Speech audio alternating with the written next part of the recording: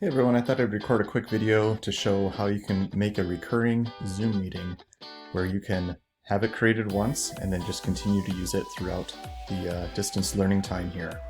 So you can access a meeting, have it set up, and students can just click in and the meeting will be all set to go. You won't have to recreate one each day for students to join. So here's the end goal, at least for the way that I'm setting up my course here, is I've got a section here that talks about the meeting on the front page. And I also have now an event that's going to continue all the way from now, all the way until when distance learning hopefully will end, and we'll be able to meet in person. So if they click open that, there's going to be an access link which will prompt their browser to open up the meeting and start it right up. So I'd like to show you how to do that if you'd like to have something similar in your classes. So to start with, we're going to make sure that we have the Zoom application downloaded. So zoom.us, you want to download the application on your computer, so that way you can have the program installed and ready to go. This is what it looks like on a Mac. So I'm going to start by scheduling a meeting. This one I'm just going to do, doesn't really matter the title. Here's where you can make it recurring, so that way you can just have it set up and it can begin to go whenever you want to start it. So I'll click on there, and it's going to be recurrence to repeat. I'm going to automatically generate a meeting ID. Now that meeting ID is going to remain the same forever here. I would suggest not doing your personal meeting ID unless you want to have all the students from all your classes be in the same meeting all at once. So I'd have a meeting scheduled recurring for each of my classes if you wanted to just have them by themselves.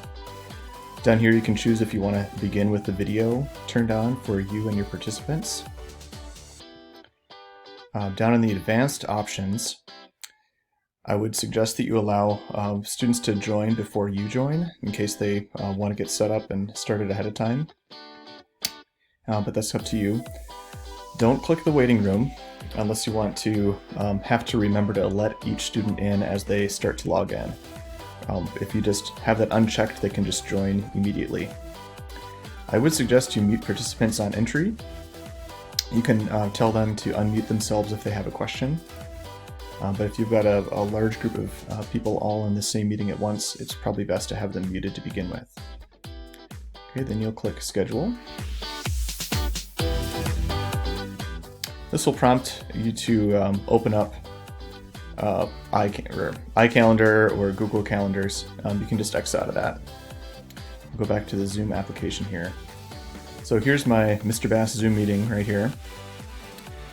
So all I need to do really is to have this hyperlink posted somewhere on my Schoology page to allow students to click on it, and it will open up and log right into the meeting.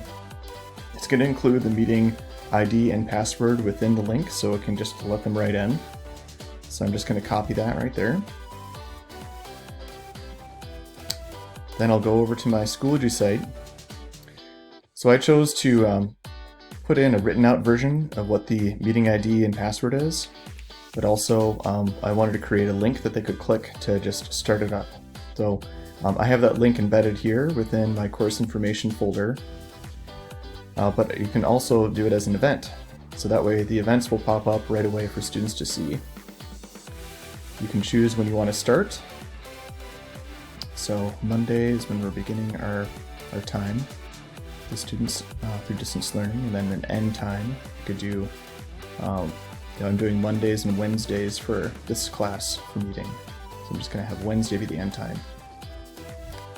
Put in something that makes sense. Then I'm just going to do a big click here. Join meeting.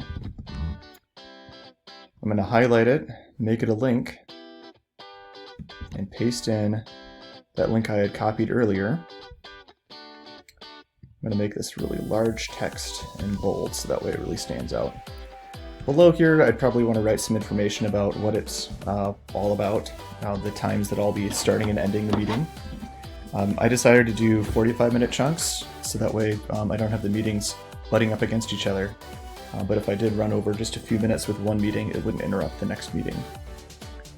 So then I click Save Changes, and that'll show up right here in the upcoming events.